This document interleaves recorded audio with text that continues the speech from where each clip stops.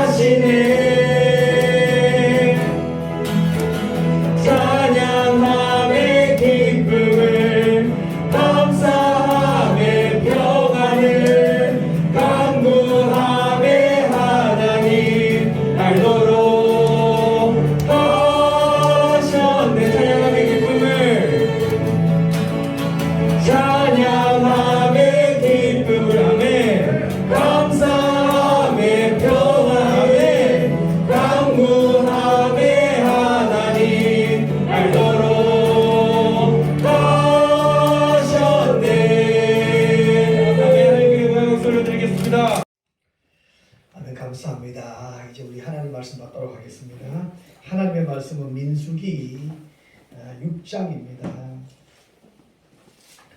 민수기 6장 22절부터 27절까지의 말씀을 우리 한 목소리로 읽도록 하겠습니다. 민수기 6장 22절입니다. 같이 읽읍시다. 여호와께서 모세에게 말씀하여 이르시되 아론과 그의 아들에게 말하여 이르기를 너희는 이스라엘 자손을 위하여 이렇게 축복하여 이르되 아론과 그의 아들에게 말하여 이르기를 너희는 이스라엘 자손을 위하여 이렇게 축복하여 이르되 여호와는 내게 복을 주시고 너를 지키시기를 원하며 여호와는 그 얼굴을 내게 비추사 은혜 베푸시기를 원하며 여호와는 그 얼굴을 내게로 가사하시사 평강 주시기를 원하노라 할지니라 하라. 그들은 이같이 내 이름으로 이스라엘 자손에게 축복할지니 내가 그들에게 복을 주리라. 아멘. 읽었던 본문 말씀을 중심으로 해서 하나님의 본심, 다시 말하면 하나님이 우리를 향한 그 마음에 대해서 우리 말씀 받으려고 합니다.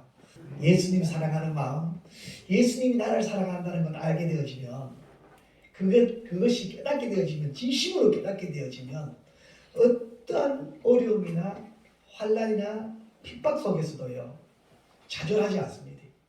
하나님이 지켜주신다는 확신이 있기 때문에요. 그러면 그 사람은 변합니다. 하나님은 왜 우리를 먼저 불러주셨을까? 저와 여러분들을 통해서 하나님의 본심이, 하나님의 마음이 드러나게 하기 위해서라는 사실입니다. 오늘 읽었던 본문 말씀에 보면요, 레위 지파 아론 후손들이 대대로 제사장이 되어서 제사장을 세워서 그들을 통해서 그 백성들에게 축복 기도하라고 가르쳐 주시는 내용이 오늘 본문 내용입니다. 하나님은 그 백성들에게 복 주시기를 원하고, 하나님은 그 백성들이 잘 되기를 원해요. 그런데 구약에는 레위 지파 아론의 후손들 대제사장들을 통해서 그 축복의 통로가 열려 있었어요. 그런데 예수님이 오신 이후에는, 예수님이 오셔서 중간에 막힌 담을 허시고 저와 여러분들을 대제사장으로 삼아주셨습니다. 할렐루야. 이제 누구를 통해서가 아닌 하나님으로부터 직접 우리는 그 축복, 그 은혜를 누릴 수 있다는 것입니다. 베드로 사도는 이렇게 고백합니다. 베드로전서 2장 5절입니다. 너희도 사람들같이 신령한 집으로 세워지고 예수 그리스도로 말미암아 하나님이 기쁘시게 받으실 신령한 제사를 드릴 거룩한 제사장이 될지니라. 아멘. 여기서 주어가 너희도예요. 원래 우리는 은혜 받을 자격이 없었어요. 그저 불러주신 것만 해도 감사한데 하나님이 우리에게 대제사장님으로 축복의 통로로 열어주셨다는 사실입니다. 우리 잘 아는 말씀이죠. 2장 9절 말씀입니다. 우리 같이 한번 더 읽읍시다. 너희는 택하신 족속이요 왕같은 제사장들이요. 좀 힘이 안 됩니까? 네? 너희는 택한 족속이, 택해서 불러주신 것만 해도 고마운데 말이에요. 그런데 더 적극적으로 왕같은 제사장으로 삼아 주셨다는 사실입니다. 그러니까요, 이제 오늘 본문 말씀이 하나님의 본심이 대제사장을 통해서 그 백성들에게 임해진다면 이제는 누가 대제사장이에요? 저와 여러분들이 왕같은 제사장으로 삼아 주셨습니다. 그래서 우리가 기도할 때에 하나님의 본심이 나에게, 저와 기도하는 저와 여러분에게 직접 계시로 임하신다는 사실, 여러분, 이게 우리에게는 큰 힘입니다. 큰 은혜입니다.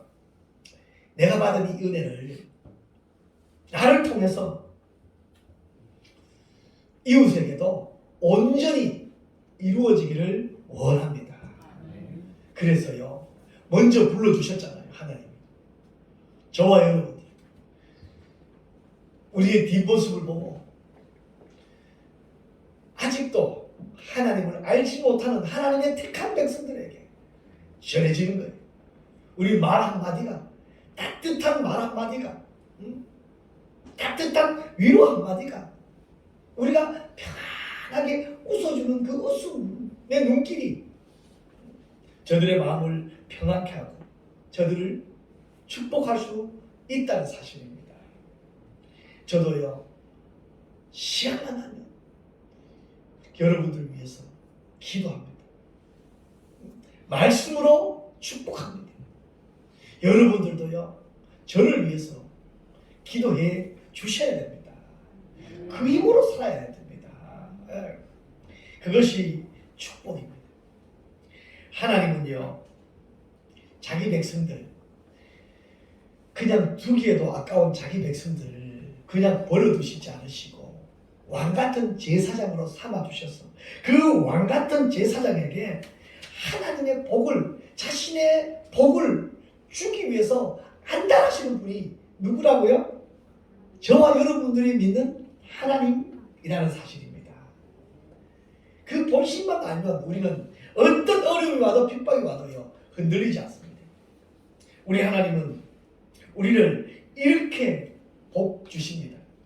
하나님은 지쳐있는, 힘들어하고 있는 저와 여러분들을 찾아오셔서 지켜주시는 복을 주십니다. 24절 우리 한번 같이 한번 읽어볼까요? 같이 읽읍시다. 여호와는 내게 복을 주시고 너를 지키시기를 원하노니. 아멘. 이 구체적으로 설명하고 있습니다. 이 복의 내용에 대해서요. 하나님 너에게 복을 주는데 어떤 복을 준다고요? 지켜주시는 복을 주십니다. 코로나 때문에 또 우리 사업상 어려워서 관계 때문에 지쳐있던 우리 하나님 그냥 버려두시지 아니하시고 내가 너를 지켜주겠다. 할렐루야. 어떻게 지켜줘요? 이사야서는 이렇게 고백합니다. 우리 잘 아는 말씀이죠. 이사야서 41장 10절 같이 한번 더 읽읍시다.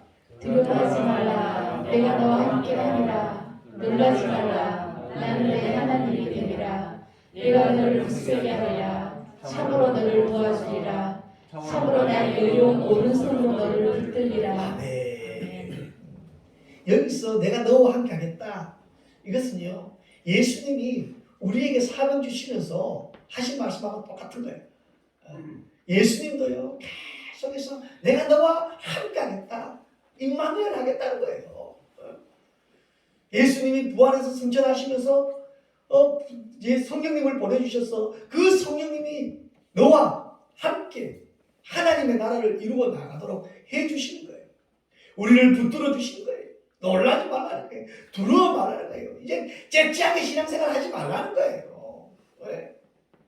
입을 벌리는 대로 하나님이 우리에게 복을 주시겠다는 것입니다.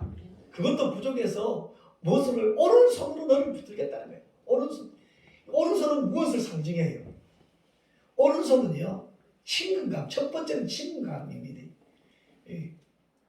누가 힘이 있는 사람, 오른팔이다.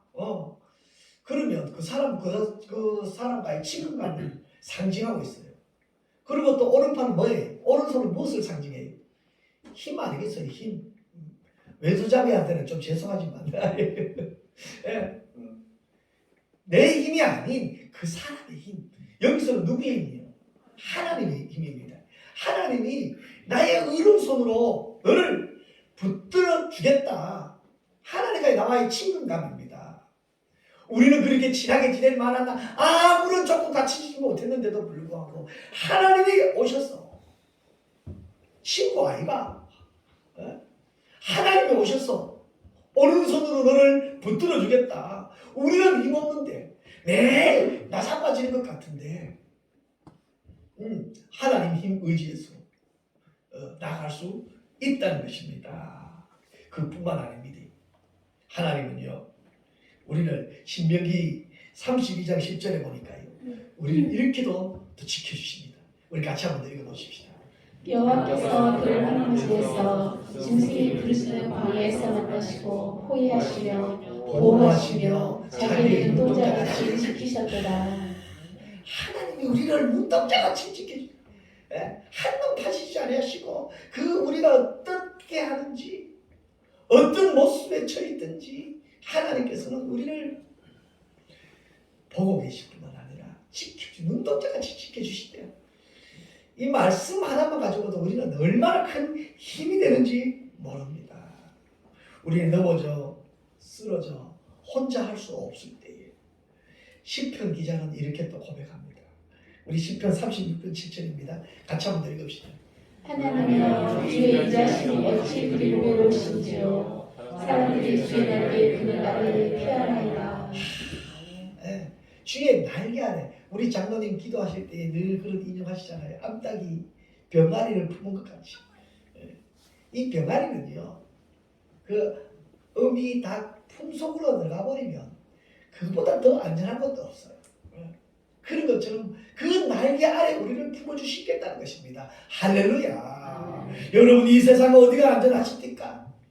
이 세상 어디가 가장 든든하십니까? 그 믿었던 사람들은 다 떠나게 되어지고 다 외면하게 되어지고 진짜 힘들 때 찾아가 보셔요. 또 왔냐? 핀잔 준 데가 얼마나 많습니까? 가뜩이나 지금 자존심 상해서 어디 가서 위로받을 것도 없는데 친구라고 믿었다고 찾아갔는데 그 사람이 친구가 됩니까? 시편 기자는 18편에 이렇게 고백합니다. 우리 잘 아는 말씀이죠. 같이 한번 더 읽어봅시다. 여호와는 나의 반석이시오 나의 요새시오 나를 건지신 이시오 나의 하나님이시오 내가 그 안에 피할 나의 바위시오 나의 방패시오 나의 구원의 풀이시오 나의 산성이시오다. 이런 하나님이기 때문에 우리가 이렇게 고백합니다. 10편 18편 1절에 고백합니다. 나의 힘이 되신 여호와여 내가 주를 사랑한다. 예? 때문에 이 고백할 수 있는 것입니다. 사랑하는 성도 여러분, 하나님이요 나를 지켜주신다는 이 확신만 있으면 세상 어디 두렵지 않습니다. 단 이것을 가지고 우리가 입을 크게 벌려야 돼. 큰 기도를 해야 돼. 내 마음을 크게 열어야 돼. 째째하게 내 생각 가지고 하나님의 그 큰 은혜, 그 큰 능력, 그 큰 힘을 제한시키지 말자고요. 내가 못한다고 해서 하나님도 못하지 아닙니다. 하나님은 우리 생각 이상으로 우리에게 더 큰 복을 주시기를 원하십니다. 할렐루야. 그것을 우리는 은혜라고 이야기합니다. 우리 하나님은요 자기 사랑하는 자기 백성들에게 은혜 베푸시기를 원하십니다. 우리 25절 말씀입니다. 우리 25절 같이 한번 더 읽읍시다. 여호와는 그의 얼굴을 내게 비추사 은혜 베푸시기를 원하며. 아멘. 여기서 은혜라는 것은요 값없이 대가 없이 주시는 선물입니다. 우리는 이것을 사랑이라고 이야기합니다. 하나님의 사랑과 하나님이 우리를 향한 그 은혜는요 우리 말로 표현할 수가 없어야 됩니다. 하나님이 우리를 향한 그 사랑, 그 은혜, 여러분 구원의 대가 무엇으로요?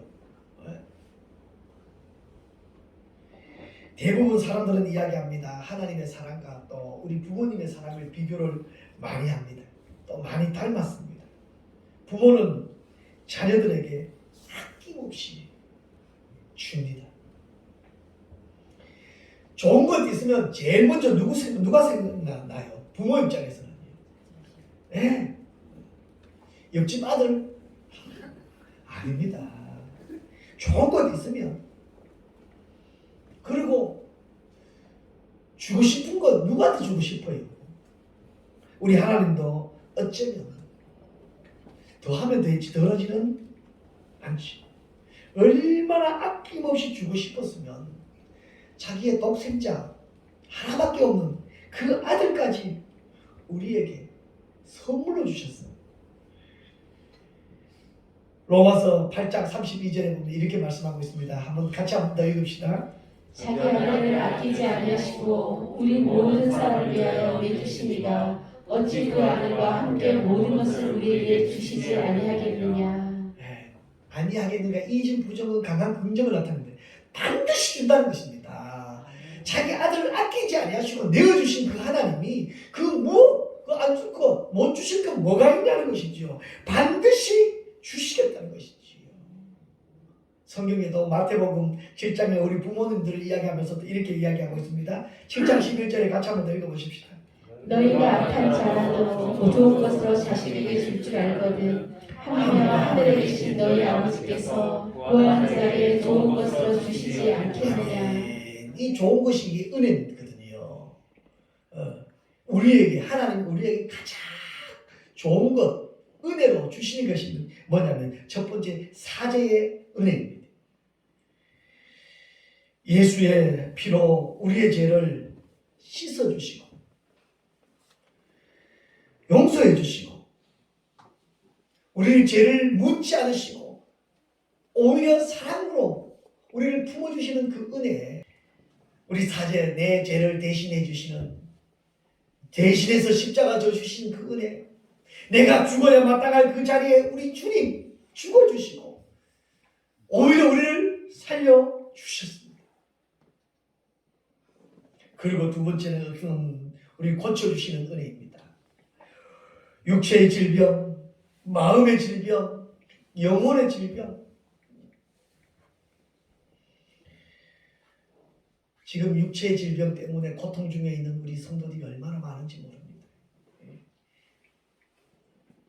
병원에 가서 해결되면 얼마나 좋겠어요. 당연히 병원에 가서 고쳐야죠. 요즘 병원에 가면 제일 먼저 하는 이야기가 뭡니까? 스트레스라고 이야기합니다. 무엇을 고치겠어요? 약으로 고칠 수 있겠어요? 마음의 질병, 그 스트레스가 오면 이어지는 것이 마음의 질병 아니겠어요? 마음이 상하면 우리 영도 같이 상하게 되어 있어요. 마음이 지쳐있는데 하나님을 잘 안 찾아져요. 공허하면 따라다녀요. 그런데 여러분, 이럴 때에 주님의 이름 불러보십시다. 이럴 때에 주님을 한번 찾아보십시다. 이럴 때에 우리가 주님 한번 문을 두드려 보십시다. 우리 주님은요, 우리의 영적인 영혼의 문제도 질병도 고쳐주시고 우리의 평생 고칠 수 없을 것 같은 마음의 질병도 고쳐주십니다. 할렐루야. 아멘. 여러분, 육체적으로 고통 중에 있습니까? 아픈 거 그대로 들고 오셔서 주님께 내어드리십시다. 그러면 주님 고쳐주십니다. 그냥 고쳐주신 것이 아니라 이제 고쳐주셔서 거기서 건져주십니다. 영원한 지옥 형벌에 우리가 하나님을 알지 못했다면 우리의 가는 코스는 딱 정해져 있습니다. 영원한 지옥 형벌로 떨어질 수밖에 없습니다. 거기서 우리 하나님은 우리를 건져주셨습니다. 건져주십니다. 그리고 하나님 뭐라 그래요? 너희를 왕같은 제사장이요 거룩한 나라요 하나님의 소유된 백성이라고 인치심을 허락해 주시는 것입니다. 요즘 많은 사람들이 요한계시록을 말씀하면서요 공포를 심어줍니다.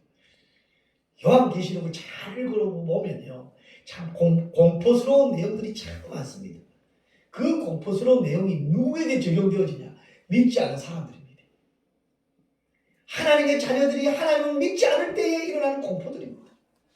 예수님 잘 믿으면요 모든 그 공포에서 보호해 주시고 하나님이 오히려 하나님만 바라보게 해서 우리를, 그럴 자격 없는 우리를 거룩한 신부로 삼아주셔서 새로운 혼인잔치에 초청하기 위한 하나님의 사랑이요 하나님의 은혜라는 사실입니다. 그래서 이렇게 돼서 요한계시록을 읽어보면요 공포가 아닌 은혜입니다. 이 은혜를 우리 누리는 저와 여러분 되시기를 주님의 이름으로 축복합니다. 아멘. 그리고요, 하나님은 우리에게 이제 우리 마음에 평강 주시기를 원하십니다. 26장, 우리 본문 26장 한번 더 같이 읽어보십시다. 같이 읽읍시다. 시작. 여호와는 그 얼굴을 내게 열어하옵소서. 평강 주시기를 원하노라 외치니라 하라. 아멘. 그 얼굴을 향하는데요, 그 얼굴이 공포의 얼굴이 아닙니다.